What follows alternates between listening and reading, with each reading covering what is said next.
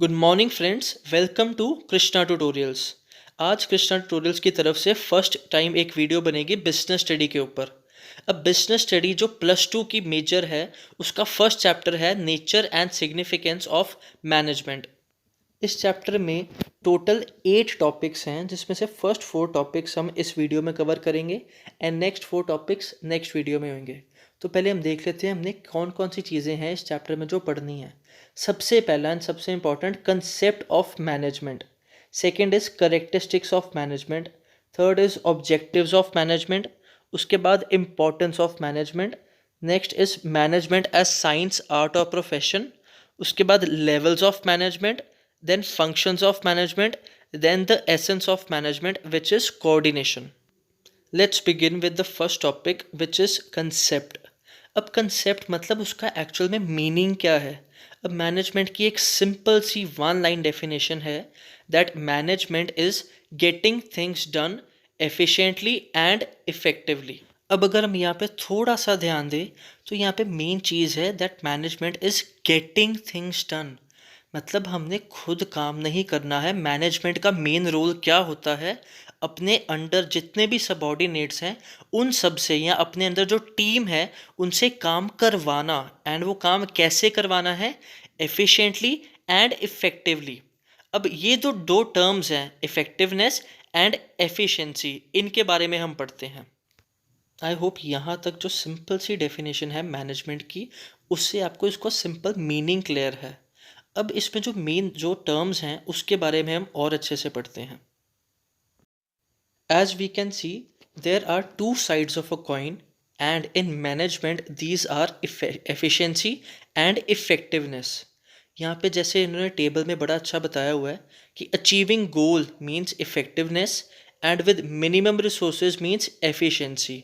एक तरह से ये दो चीज़ें जैसे मान सकते हैं, वो है इफेक्टिवनेस होता है कि हमने टाइम पे काम कंप्लीट करना है, एंड एफिशिएंसी होती है कि उसकी जो अपनी क्वालिटी है वो परफेक्ट होनी चाहिए।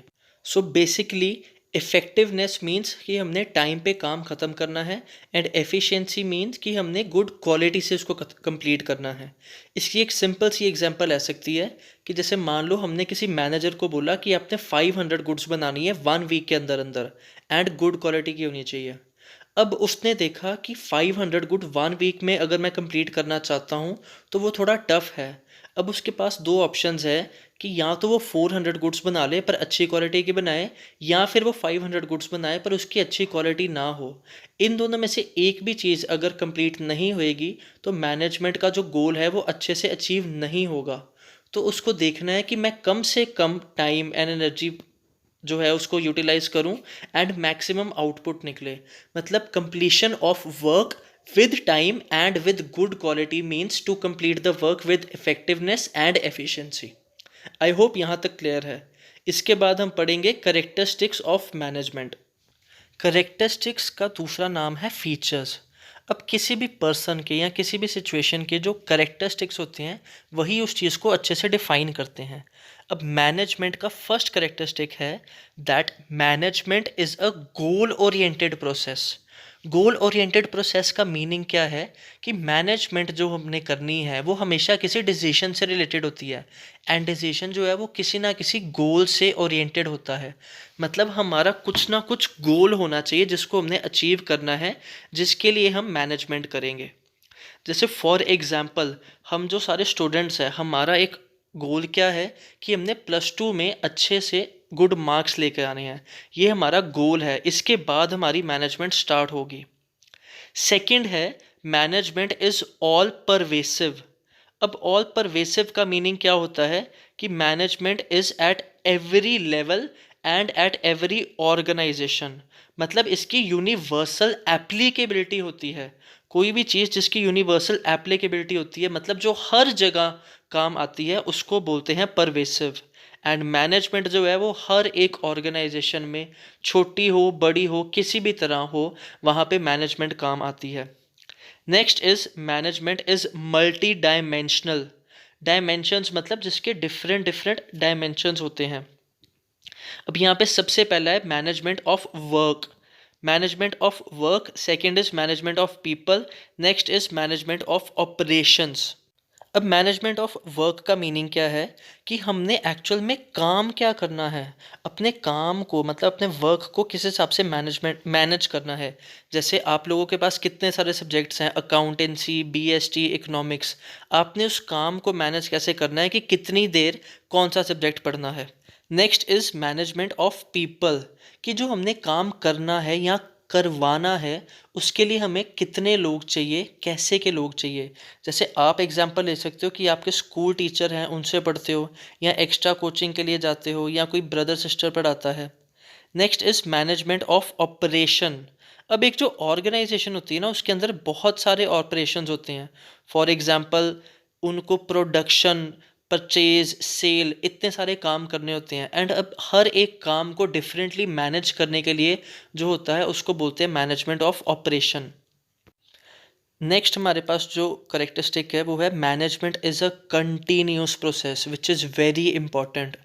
मैनेजमेंट कंटिन्यूस प्रोसेस कैसे है, क्योंकि एक गोल अगर हमारा अचीव हो जाता है तो नेक्स्ट गोल कुछ ना कुछ आ जाता है, एंड उससे रिलेटेड अब हम मैनेजमेंट स्टार्ट कर देते हैं। तो मैनेजमेंट ऐसी चीज़ है जो कभी ख़त्म नहीं होती है, हमेशा चलती रहती है। Next is management is a group activity. अब आपका जो ऑब्जेक्टिव है वो छोटा सा है, बट जो ऑर्गेनाइजेशन है, कंपनी है, उसका एक लार्ज ऑब्जेक्टिव होता है जिसको एक पर्सन कभी भी अचीव नहीं कर सकता। इसलिए management is a group activity, जिसको हम कहते हैं एक टीम वर्क है। Next is management is dynamic process. Dynamic का मीनिंग क्या होता है, हमारे पास दो टर्म्स होती हैं, एक होता है static and second is dynamic. Static होता है जो कभी भी चेंज नहीं होगा, एंड डायनामिक होता है जो चेंज के अंदर अपने आप को इस हिसाब से एडजस्ट कर ले जो कि उस सिचुएशन में कंप्लीटली इंडल्ज हो पाए। मतलब जैसे आजकल आप देख सकते हो कि जब से कोरोना आया है सारा का सारा सिस्टम हिल गया है। हमारे एजुकेशन में ही आपकी सारी की सारी क्लासेस जो हैं पूरा साल ऑलमोस्ट ऑनलाइन लगी है। जूम मीटिंग्स पे, यूट्यूब पे। अब कैसे आया, अब मैनेजमेंट की वजह से आया कि मैनेजमेंट ने सोचा कि इस सिचुएशन में भी हम बेस्ट आउटपुट कैसे निकाल सकते हैं। That means management is dynamic process जो कि डिफरेंट सिचुएशन में कुछ डिफरेंट करके रिजल्ट या फिर आउटपुट निकाल सकती है। And last is management is an intangible force. Intangible word का मीनिंग आपने +1 की अकाउंट्स में पढ़ा होगा। Intangible means which cannot be seen और टच्ड। अब मैनेजमेंट जो है इनटेंजिबल कैसे है, क्योंकि कहीं भी अगर हम जाते हैं तो हमें मैनेजमेंट नज़र नहीं आती है। मैनेजमेंट कोई पर्सन नहीं है जिसको हम देख सकते हैं। मैनेजमेंट कैसे फील होती है कि अगर हम किसी ऑर्गेनाइजेशन में जाएं एंड वहाँ पे हर एक चीज़ परफेक्ट ऑर्डर में हो रही है, वहाँ पे हम कह सकते हैं यार इनकी मैनेजमेंट बहुत अच्छी है। That means management can not be seen but can be feel through the success of any organisation. These were the 7 characteristics और features of management. नेक्स्ट है हमारे पास ऑब्जेक्टिव्स ऑफ मैनेजमेंट। अब ऑब्जेक्टिव का मीनिंग क्या है, ऑब्जेक्टिव मीन एक तरह से गोल या फिर वो चीज़ जो हमने करनी है, कि किसी भी चीज़ को करने के पीछे रीज़न क्या होता है, what is our objective to do anything. अब मैनेजमेंट में 3 तरह के ऑब्जेक्टिव होते हैं, organisational objective, social objective and personal objective. Personal objective का एक दूसरा नाम हो सकता है इंडिविजुअल ऑब्जेक्टिव। अब यहाँ पे अगर हम देखें ऑर्गेनाइजेशनल जो ऑब्जेक्टिव हैं उसके अंदर मेजर 3 चीज़ें आती हैं, सर्वाइवल, प्रॉफिट एंड ग्रोथ। अब यहाँ पर कैसे चलता है हमारा सिस्टम कि कोई भी अगर न्यू बिजनेस स्टार्ट करता है सबसे पहले उसको देखना होता है कि हम सरवाइव कर सकें। सरवाइव करने के लिए क्या करना पड़ेगा कि एटलीस्ट जितने एक्सपेंसेस हमने किए हैं उतना रेवेन्यू जनरेट कर सकें। जैसे अगर मेरा 5,000 का खर्चा है तो कम से कम मेरी 5,000 की इनकम हो ताकि मैं लॉस में ना जाऊं, मैं सरवाइव कर सकूं। नेक्स्ट होता है हमारा प्रॉफिट, कि अब थोड़ा थोड़ा धीरे धीरे प्रॉफिट भी आना चाहिए, कि हाँ अब अगर जैसे मेरा 5,000 एक्सपेंस है तो 7,000 आए। एंड थर्ड इज ग्रोथ, जब हम regularly continuously survival and profit करते रहें तो उस प्रॉफिट से हम दो तरह की ग्रोथ चाहते हैं, एक इंक्रीमेंटल एंड एक्सपोनेंशियल, ताकि हम और ज़्यादा से ज़्यादा प्रॉफिट कमाएं एंड अपने बिजनेस को और अच्छे से फैला सकें। ये 3 थे हमारे organisational objectives. Next we have social objective. अब social objective means anything related to society. किसी भी अच्छे बिजनेस का या ऑर्गेनाइजेशन का एक ऑब्जेक्टिव होता है कि वो सोसाइटी के लिए कुछ करें। अब सोसाइटी के लिए जो सबसे बेस्ट चीज़ वो कर सकते हैं वो है टू क्रिएट एम्प्लॉयमेंट अपॉर्चुनिटीज़। अब जैसे हम देख सकते हैं, अगर कोई बहुत बड़ी फैक्ट्री खुलती है या कोई मॉल आता है तो वहाँ पे क्या होता है, बहुत सारे लोगों को वहाँ पे जॉब्स मिलती। दैट मीन्स अल्टीमेटली जो अनएम्प्लॉयड लोग हैं उनको भी एम्प्लॉयमेंट मिलती है, जिससे इकोनॉमी का ओवरऑल या सोसाइटी का सर्कल चलता है। उसके अलावा क्या होता है कि इनको देखना चाहिए कि ये लेस पोल्यूशन फैलाएं या फिर गुड क्वालिटी प्रोडक्ट्स जो हैं वो सोसाइटी को दें। उसके अलावा हम देख सकते हैं safety of employees and fair trade, ताकि ये कोई अनफेयर ट्रेड प्रैक्टिसेस ना करें। हमेशा सोसाइटी में जो है अपना एक एथिकनेस, मतलब जो एथिक्स हैं उसके साथ ही काम करें। नेक्स्ट वी हैव पर्सनल और इंडिविजुअल ऑब्जेक्टिव्स। अभी जो पर्सनल ऑब्जेक्टिव है ना, ये ज़्यादातर रिलेट करते हैं हमारे एम्प्लॉयज़ के लिए। उनके लिए सबसे बेस्ट हम क्या कर सकते हैं, सबसे पहले तो उनको बेटर वर्किंग कंडीशंस दें। उनके साथ जो है पीयर रिकग्निशन, मतलब उनके जो स्टाफ मेंबर्स हैं सब उनको जाने कि ये अच्छा पर्सन अच्छा काम कर रहा है। उसके अलावा बेटर सैलरीज, जितना वो काम कर रहे हैं, जितनी वो सैलरी डिज़र्व कर रहे हैं उतनी उनको सैलरी दें। ये मेन है हमारे पर्सनल ऑब्जेक्टिव्स। तो ये हमारे 3 तरह के ऑब्जेक्टिव्स थे, जो थे हमारे organisational objective, social objective and personal objectives. Next we have importance of management. As we all know, mostly जो हमारे करेक्टरिस्टिक्स होते हैं उन्हीं में से हमारी इम्पोर्टेंस भी होती है। यहाँ पे थोड़े पॉइंट्स हैं जो ओवरलैप हो रहे हैं, जो इम्पोर्टेंस एंड करेक्टरिस्टिक्स दोनों में आएंगे। सबसे पहला यहाँ पे इम्पोर्टेंस ऑफ मैनेजमेंट है that management helps in achieving group goals. मतलब मैनेजमेंट जो है वो हमारे ग्रुप के गोल को अचीव करने में हेल्प करता है। यहाँ पे हम कभी भी अपना इंडिविजुअल गोल नहीं देखते हैं, हम एक टीम का गोल देखते हैं। जैसे अगर हम एग्जांपल देख, इंडियन क्रिकेट टीम है जैसे, वहाँ पे अगर कोई प्लेयर सोचे कि यार मैंने 100 मारना है, टीम चाहे जीते चाहे ना जीते, अब वहाँ पे क्या है, वो ओवरऑल ग्रुप का गोल नहीं देख रहा, तो वो सही नहीं कर रहा। एंड स्पोर्ट्समैनशिप क्या कहती है कि टीम को जीतना चाहिए, चाहे वो 1 स्कोर मारे चाहे 100 मारे। तो management helps in achieving group goals. Second है इंक्रीजेस एफिशिएंसी। ऑब्वियसली हमने पहले ही पढ़ा था कि मैनेजमेंट में 2 चीज़ें सबसे इंपॉर्टेंट है, एफिशिएंसी एंड इफेक्टिवनेस। एफिशिएंसी का मीनिंग क्या था कि हमारी जो क्वालिटी है वो परफेक्ट होनी चाहिए। अब मैनेजमेंट अगर अच्छे से काम चले करेगी तो हमारी जो एफिशिएंसी है वो अपने आप ही इंक्रीज होगी। Next is create dynamic organisation.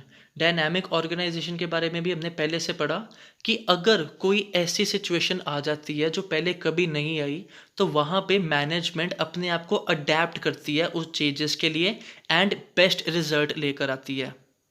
Next है helps in achieving personal objectives. अब ये चीज़ फर्स्ट एंड फोर्थ पॉइंट ध्यान से समझना।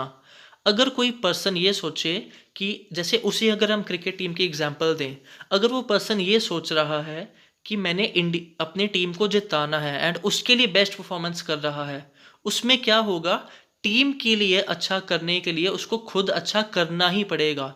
इसीलिए management helps in achieving personal objective as well, कि अगर हम पर हमारी सोच क्या होनी चाहिए कि हमने ग्रुप के लिए करना है।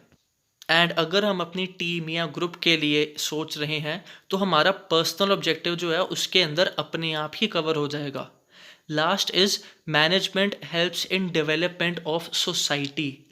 इसमें जैसे हमने पढ़े थे सोसाइटी के जो ऑब्जेक्टिव्स होते हैं हमारे social objectives, like employment generate करना या फिर गुड क्वालिटी प्रोडक्ट्स देना। तो इसकी वजह से क्या होता है कि हमारी ओवरऑल जो सोसाइटी है वो डेवलप हो जाती है। जैसे अमृतसर की अगर हम एग्जांपल ले, ट्रिलियम मॉल जब बना है तो उसके आसपास का सारा एरिया ही डेवलप हो गया है। सोसाइटी में बहुत सारे चेंजेस आए हैं, वो एक रेनाउंड सोसाइटी बन गई है। वहाँ पे कितने सारे ब्रांड्स आए हैं, कितने सारे लोगों को एम्प्लॉयमेंट अपॉर्चुनिटी मिली है एंड ओवरऑल अमृतसर का एक ब्रांड वैल्यू इंक्रीज हो गई है। तो ये सारी की सारी चीज़ें जो हैं वो अल्टीमेटली मैनेजमेंट से ही आती हैं। आज की क्लास में हमने यहीं तक पढ़ना था। आई होप यहाँ तक सबको क्लियर है। अगर आप लोगों को कुछ भी डाउट्स हैं तो प्लीज़ कमेंट सेक्शन में लिखें या फिर कृष्णा ट्यूटोरियल्स के इंस्टाग्राम पेज पे भी आप डीएम कर सकते हैं या फिर डायरेक्टली कांटेक्ट भी कर सकते हैं। Thank you, I hope you like the video. Next video will be coming soon.